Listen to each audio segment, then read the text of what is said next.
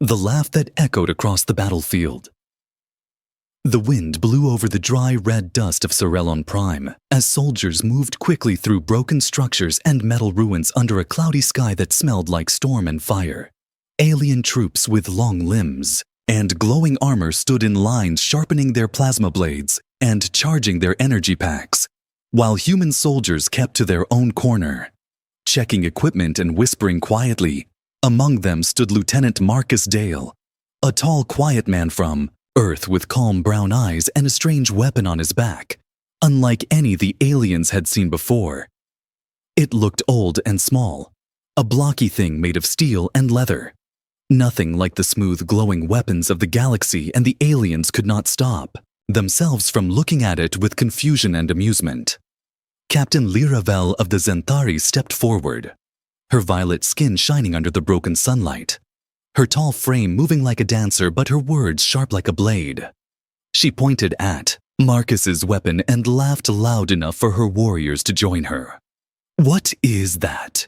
she asked, smiling with pride in her sharp-fanged mouth. "Is that a toy from your human children's room?" Her soldiers laughed louder, clapping each other and mocking, the small weapon calling it a metal stick, a joke, a useless relic from a backward race. Marcus looked at them but said nothing. He just gave a half-smile and kept cleaning the gun slowly, carefully, his fingers moving like someone who knew every part of it by heart. Lyra crossed her arms and tilted her head, waiting for a reply. But Marcus stayed quiet, focusing on his weapon as if he hadn't heard a word. This silence only made the aliens laugh harder.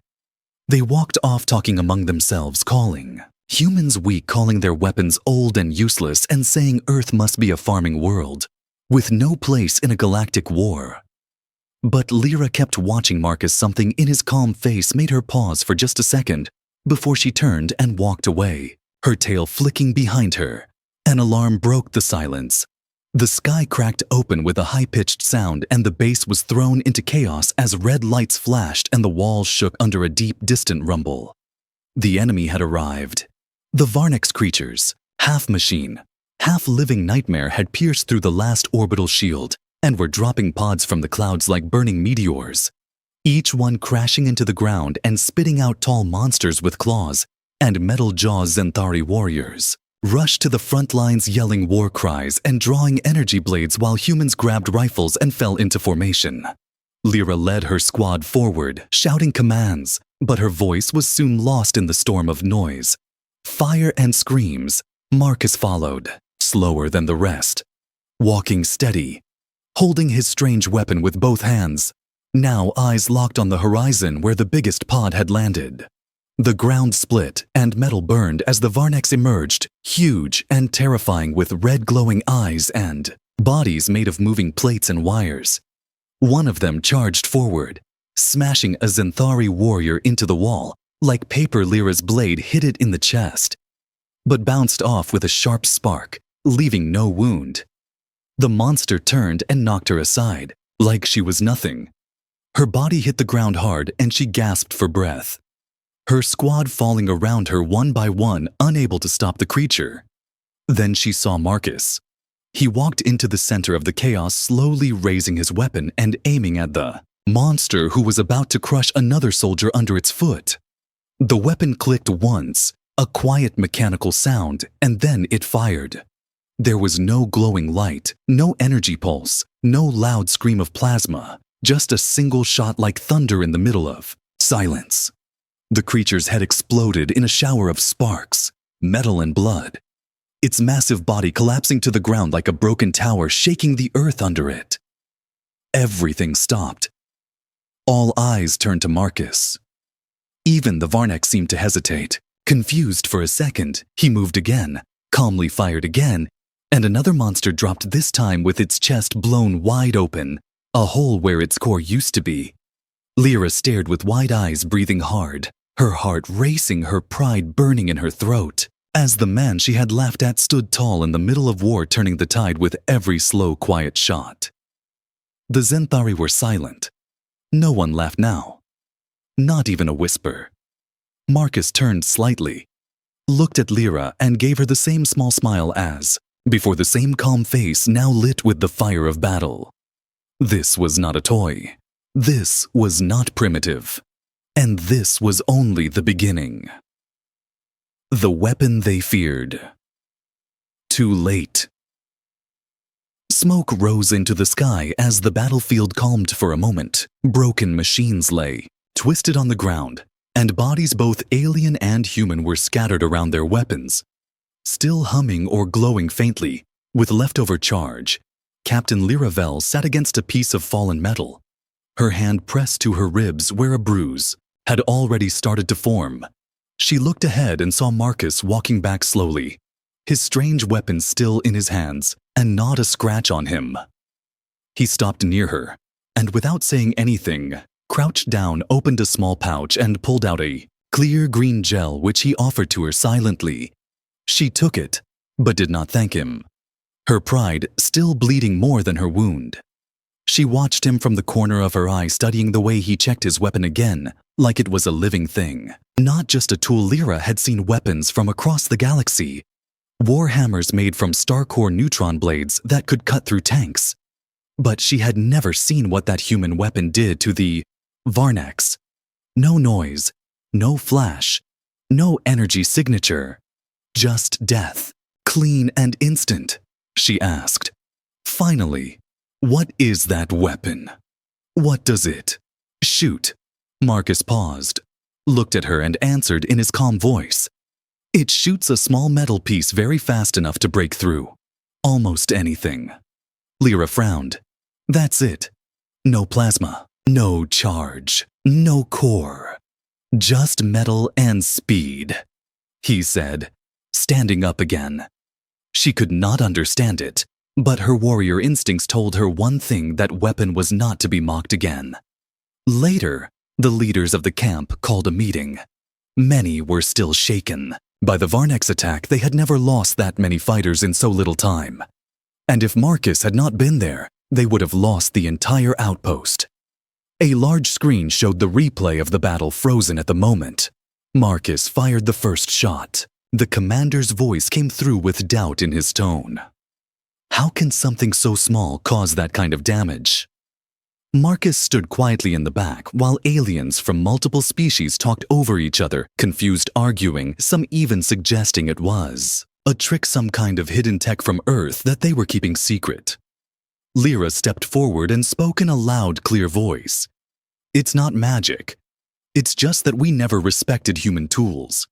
We thought they were slow, soft, backward, but they made something that kills without needing to glow. She looked directly at Marcus, then turned to the others and said, We laughed too early. And now we understand too late. That night, the Zenthari camp was silent. No music, no jokes. Even the young fighters, who always trained with noise, were quiet as they cleaned their gear, their eyes often glancing at the human soldier walking alone near the fence. One of Lyra's youngest warriors, named Sola, approached her nervously and asked, Is it true, Captain, that one human gun turned the battle? Lyra nodded slowly and said, It is true, and that man did not boast or yell. He just stood his ground and did what had to be done. Sola looked toward Marcus, then asked, Should we try to get that weapon for ourselves? Lyra thought for a moment, then shook her head. Some things are not about stealing. They are about understanding and respect.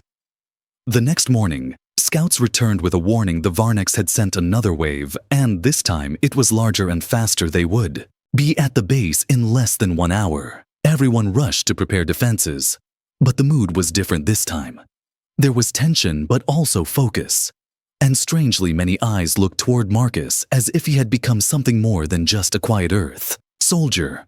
Marcus checked his gun again, cleaned it like always, but this time he felt the eyes on him, and he felt the weight of their hope. Lyra approached him slowly, not with mockery, but with something closer to respect, and said, We'll follow your lead. If the Varnex break through again. Marcus gave her a nod and loaded a fresh magazine of sharp metal rounds into the chamber. When the second wave came, it was faster, louder, with more machines, More claws and more teeth than before the air was, filled with the sound of metal grinding and electric screams. But this time, Marcus did not stand alone. He was at the front, and beside him stood Lyra, her blade charged and her face calm, her soldiers ready behind her, not mocking the human, but following him. Marcus raised his weapon aimed at the biggest Varnex and fired one shot. It fell instantly, and this time the others did not hesitate. They charged with him, screaming and fighting with all they had. For the first time since the war began, the aliens followed a human into battle. And the Varnex learned what fear really meant, because now they knew that small, primitive thing could destroy them all. And it had a name. They called it a bullet. The bullet that changed the war. The sun never truly rose on Cerellon Prime. Instead, the sky stayed a dull orange, always cloudy, always heavy, as if the planet itself carried the burden of the war happening on its surface. For days, the battles continued, and each time the Varnex came, the defenders pushed back. But now there was something new. Something the Varnex had never faced before. A single human soldier with a weapon they could not track with their machines. A weapon that made no warning sound, gave no heat pulse, no signal in their sensors, just a sharp crack, and then one of them would fall with a hole in its metal skull. The alien leaders began calling meetings, trying to understand what was happening. They spoke in fast whispers, some in fear, some in anger, demanding to know how a primitive tool could destroy their strongest units when plasma failed, when blades bounced off. But deep in the war camp, Marcus sat alone on a crate under the remains of a broken canopy, cleaning his rifle, in silence, just like he always did. No matter how many victories came, he treated the weapon like something sacred. Every screw, every spring had its place. Captain Liravel approached, not with her usual bold steps, but slower, like someone thinking too much. Her arms crossed and her tail twitching. She looked at the gun, then at Marcus, and finally said in a low voice, "We want to learn." Marcus raised an eyebrow, but said nothing. She continued, "We Zenthari have pride, but we also have sense. We saw what you did, and the warriors are talking. They want to know how to use that thing." That bullet weapon. Marcus stood up and simply said, "It's not the weapon that wins the war. It's the person who knows what it's for." Lyra frowned and asked, "What does that mean?" He looked at her and said, "If you think it's just about firing and killing, you won't understand it. The bullet is just a tool, but the reason behind it, that's what makes it powerful." Lyra didn't argue this time. She simply nodded and said, "Show me." So he did. The next day, a training field was cleared outside the main camp. Targets were placed far away. And for the first time ever, Zenthari soldiers lined up not to charge with swords, but to watch a human explain how to aim, how to breathe, how to steady your hands before a shot. Marcus stood in front of them, calm and serious, speaking in short, clear sentences, showing them how the rifle worked, what each part did, how to respect the recoil, how to stay still in the storm. Some of them failed their first try. Others laughed nervously, but Lyra watched everything. Her eyes locked on Marcus, her mind slowly starting to understand the weight behind each word. It wasn't just about pulling a trigger. It was about patience, timing, and knowing when not to shoot. That night around the small fire, the warriors didn't boast or fight. They sat together, cleaning the training rifles quietly, like Marcus did. They were learning something old, something Earth had known for centuries, and they treated it with the same respect as their own traditions. Far away in the Varnex command hive, the machines calculated.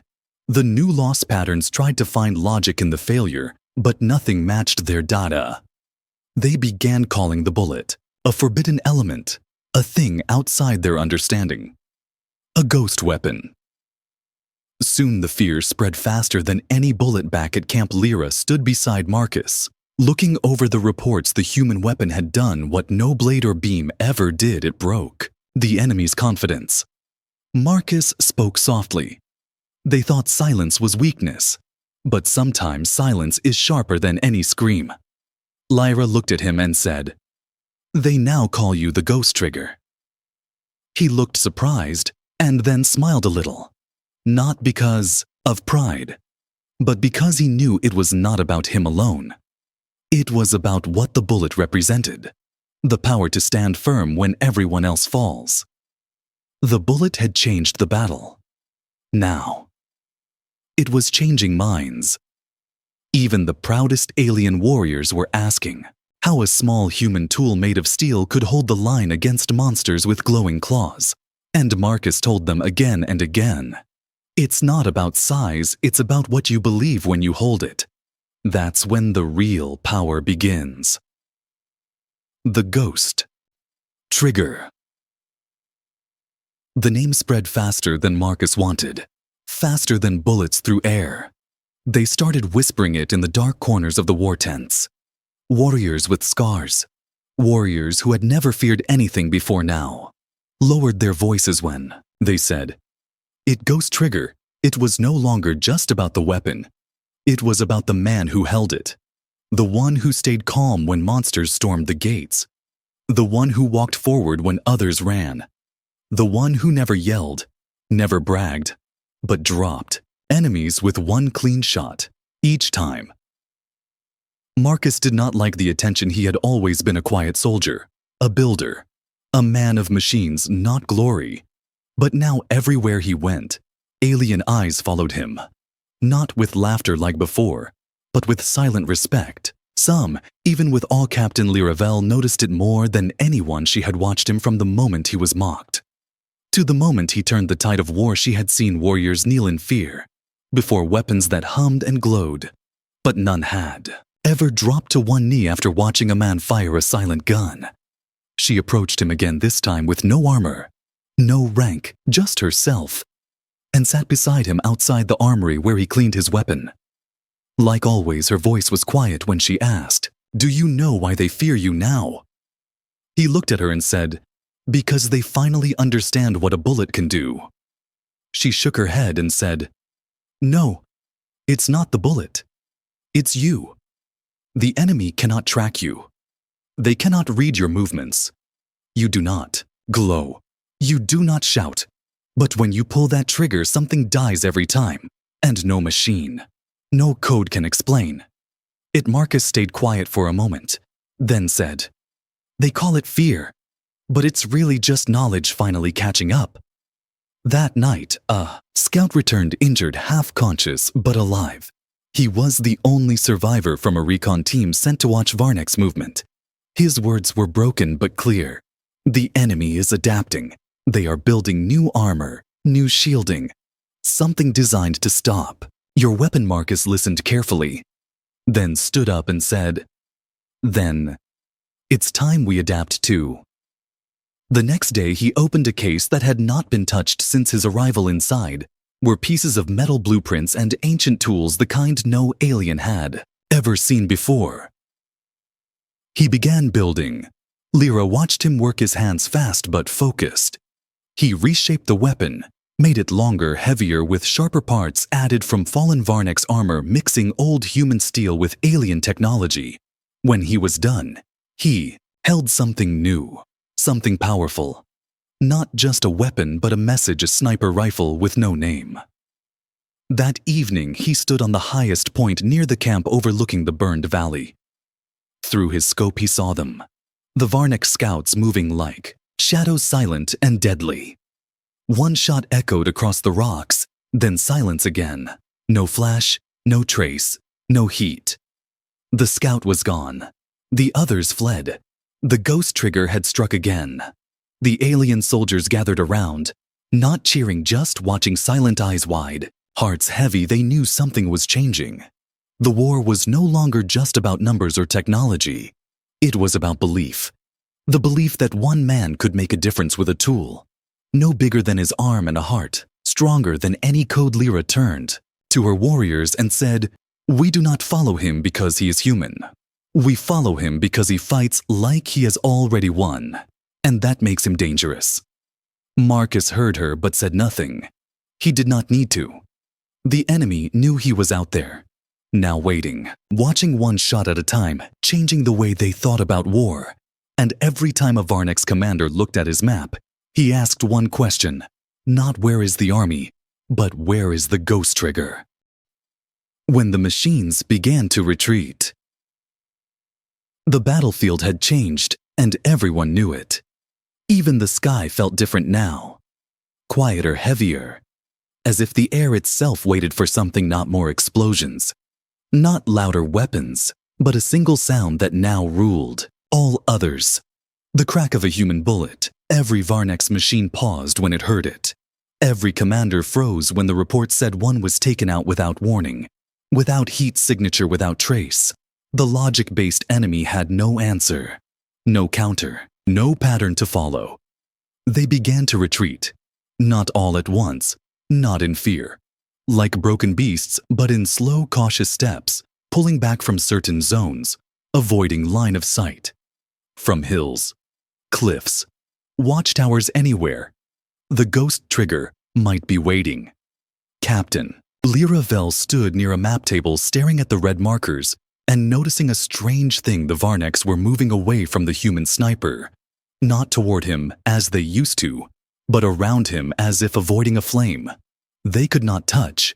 She turned to Marcus, who stood nearby cleaning his long rifle again, his calm face unchanged as if the news meant nothing. You broke them, she said softly. They are machines, but you broke them. Marcus replied, they are not broken. They are just learning that some things are not written in code. Lyra tilted her head, confused. You mean emotion? He nodded slowly. Fear, respect, even doubt. These are things they do not understand. And that's what makes the bullet so powerful. She watched him for a long time before saying, we were wrong about humans. We thought you were small, soft, backward. But now, they call your name like it's some kind of curse. Marcus didn't answer, but in his eyes, there was a sadness, not pride, not anger, just quiet sadness, as if he had seen too. Much later that day, a young Zenthari soldier named Ren came running into the command tent. His armor cracked from a blast, but his eyes full of something more than panic. He said the machines are not just retreating, they are building a wall. Lyra frowned. What Walren spread a hologram over the table, showing a long line of armored shapes forming a crescent around the human sniper's known range. They are trying to box him in, trap him, keep him from moving. Marcus leaned in and saw the plan clearly. They feared him enough to waste hundreds of units to cage him. They were treating one man like a whole army. He looked at Lyra and said, if they build a cage, we break it. She smiled for the first time in days, then said, what do you need? A small team? Marcus replied. And silence. The next day, just before dawn, he moved with 5 warriors through the rocky terrain, the fog covering their movement like a blanket they wore. No glowing armor, no high-tech sensors, just cloth and old tech that didn't make a sound at the edge of the enemy wall. They waited.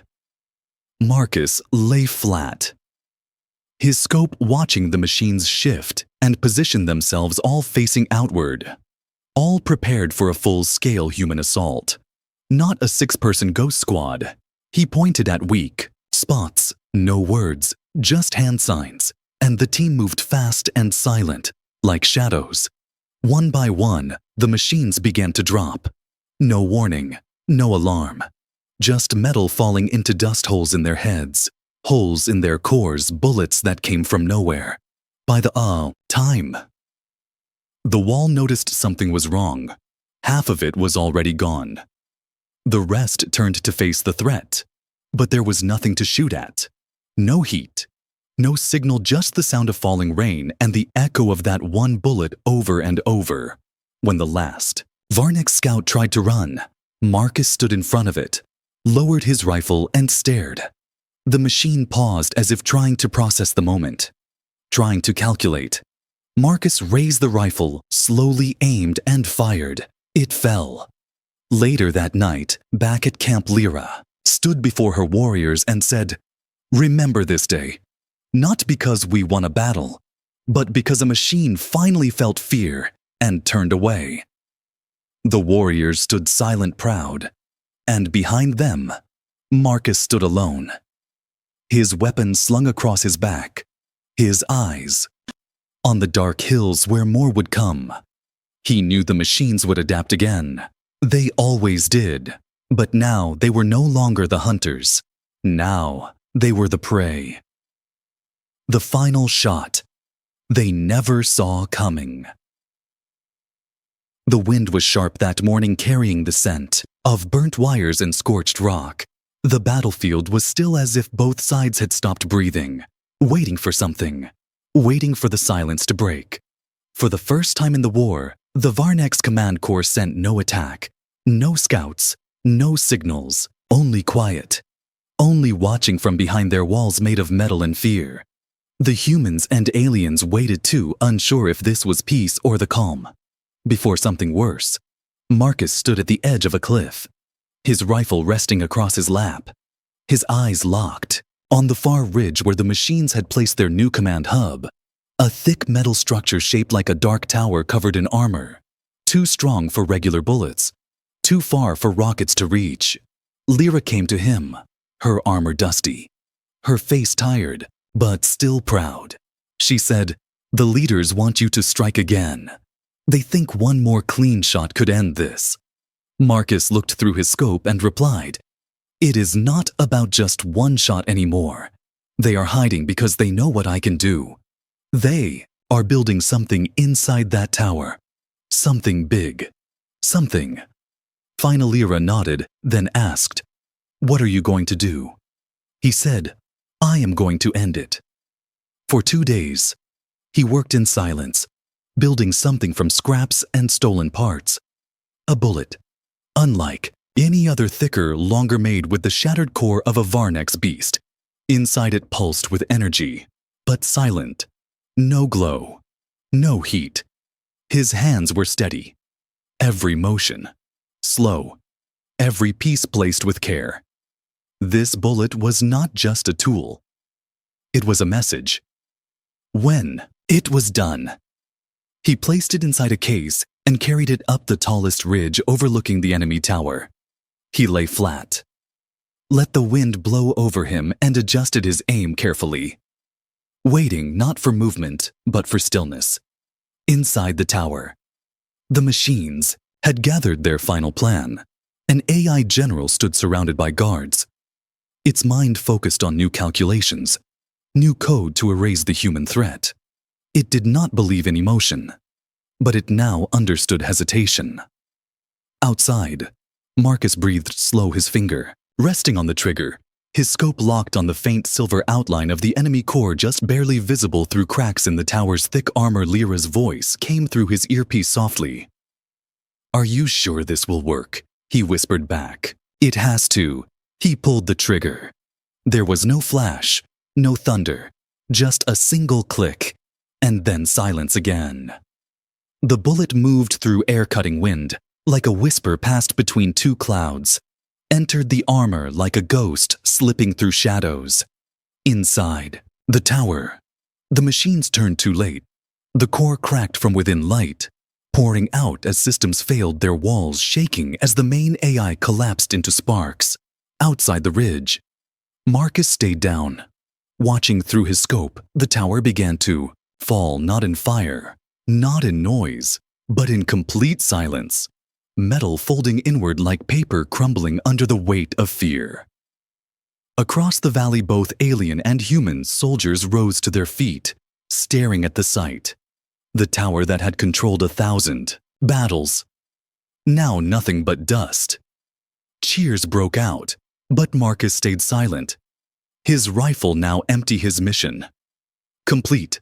Lyra reached him first, running up the ridge, breathing hard, her voice filled with something new. Not command, not pride, but awe. "You did it," she said. not even believing her own words. You ended the war with one shot. Marcus looked at her, then at the broken tower and said, "No, the war ended because they finally understood what they could never become. They could copy our weapons but not our will. They could build walls but not courage. And they could never make a bullet with a soul." Lyra smiled for the first time without any edge, her voice soft when she said, "Then, maybe the stories are true. Maybe humans are more than we thought." Marcus stood, slowly slung the rifle over his back, and said, "We are not special. We just know when something is worth fighting for." Behind them, the valley was quiet again. The wind soft, the sky clearing. The ghost trigger had vanished into legend. But every time, a machine flinched at silence. They remembered the final shot they never saw coming. What they remembered of the human years, passed since the last bullet was fired on Cerellon Prime, and the ground slowly healed cracks in the soil were filled by green shoots. Ruins were covered by vines. Broken machines now rested quietly beneath, layers of dust and peace. The war was over but not forgotten.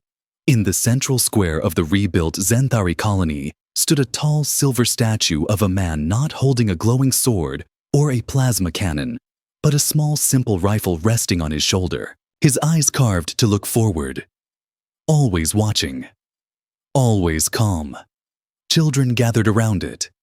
Some climbing, some pointing, asking their parents who he was. That is the ghost trigger. Their mothers would whisper the one who made the machines run the one, who ended the war with one bullet in a nearby school classroom. A young Zenthari girl raised her hand and asked, "Is it true?" He never shouted, never boasted. The teacher smiled and replied, "Yes." He never raised his voice. But when he fired, the sky listened. Not far from there, inside a war museum, an old alien warrior now retired stood in front of a preserved human rifle kept inside a glass case.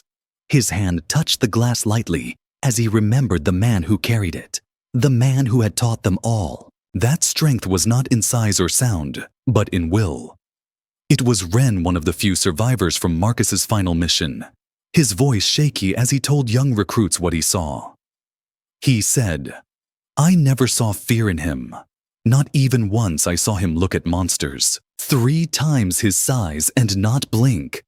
I saw machines who could tear through tanks, pause when they knew he was nearby." One of the students asked what happened to him. "Where did he go?" Ren shook his head. "We never saw him after the war. Some say he went back to Earth. Some say he walks other battlefields helping where he is needed. Others say he simply disappeared. But the truth is, no one really knows." Captain Liravel now, a general, walked alone on the old ridge where the last shot had been taken. The wind still whispered through the rocks. The soil still held the shape of where he had once lain. His final bullet had changed everything. She sat down, slowly placed a hand on the dirt and closed her eyes.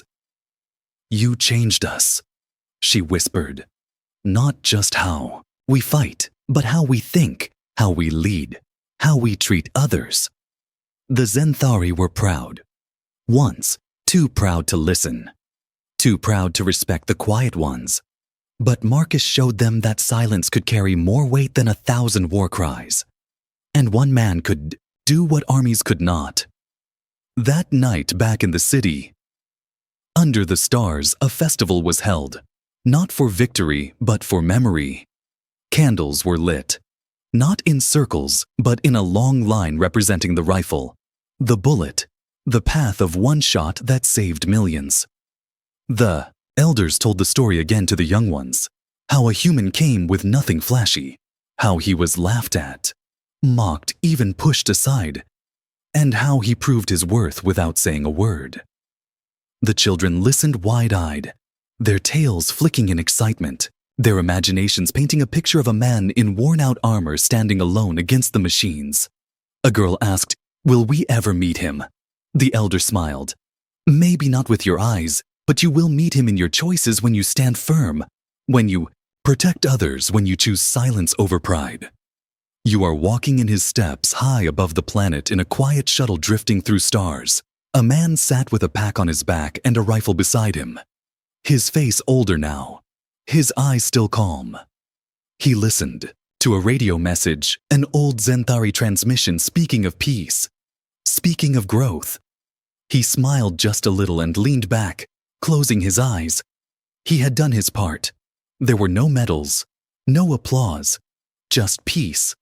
And that was enough. Because real heroes do not wait for praise.